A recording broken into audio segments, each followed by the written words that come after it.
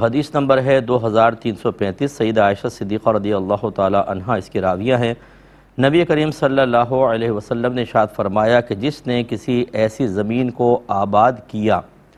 جس پر کسی کا حق نہیں تھا تو وہی اس کا زیادہ حقدار ہے۔ یعنی بنجر زمین کوئی ایسی کہ جس کا کوئی مالک ہی نہ ہو تو اس کو آباد کر لیا جائے تو وہ اسی کی ہوگی۔ تو یہ آپ واضح طور پہ اس کو ہمیں سمجھنا چاہیے کہ یہ اس دور کی بات ہے کہ جب تمام زمینیں ایک گورنمنٹ کے تابع نہیں ہوتی تھیں اور ان کا باقاعدہ مطلب حساب کتاب بھی نہیں ہوتا تھا، تو اس طرح لوگ دور دراز رہتے تھے، وہ اس زمین کو آباد کرتے، وہ انہی کی ہو جاتی تھی۔ لیکن اب یقیناً ایسا نہیں ہوتا، کیونکہ جیسے ہمارا ملک پاکستان ہے، اس کی ٹوٹل زمین یا تو پرائیویٹ ہے، لوگوں نے لی ہوئی ہے، اور جو کسی کی ملکیت میں نہیں وہ گورنمنٹ کی کہلاتی ہے۔ تو اب ایسا نہیں ہوگا کہ کہیں کی بھی کوئی زمین بنجر انسان اس کو کھیتی باڑی کے قابل کر کے اور اس پہ قبضہ کر کے بیٹھ جائے، ایسا نہیں ہوگا، بلکہ اس کو گورنمنٹ سے رجوع کرنا ہوگا۔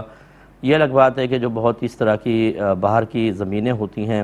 علاقوں سے باہر ہیں، بنجر زمینیں ہیں، وہ انتہائی سستی مل جائیں گی، تو ان کو خرید کر ہی پھر کرنا ہوگا۔ لیکن ایک بات یہ ذہن میں رکھیے کہ اگر کہیں آبادی ہوتی ہے اور وہاں پر کوئی ایسی زمین غریب لوگ ہیں جیسے،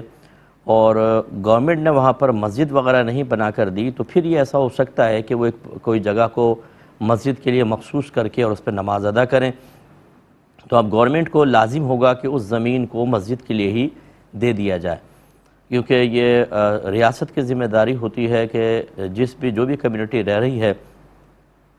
خاص طور پہ جیسے اکثریت مسلمانوں کی ہے، یہ ملک مسلمانوں کا ہے، تو انہی کو نہیں بلکہ اقلیت کو بھی وہ دے سکتے ہیں، ان کے لیے کوئی پلاٹ وغیرہ ان کے عبادت خانوں کے لیے مخصوص کر سکتے ہیں۔ تو اسی طریقے سے گورنمنٹ کی ذمہ داری تھی، اب گورنمنٹ وہاں تک نہیں پہنچ پائی، کچھ لوگوں نے از خود اس طرح کے معاملات قائم کیے ہیں، تو بہرحال وہاں پہ وہ مسجد بنا سکتے ہیں اور اس کو بعد میں توڑا نہیں جائے گا۔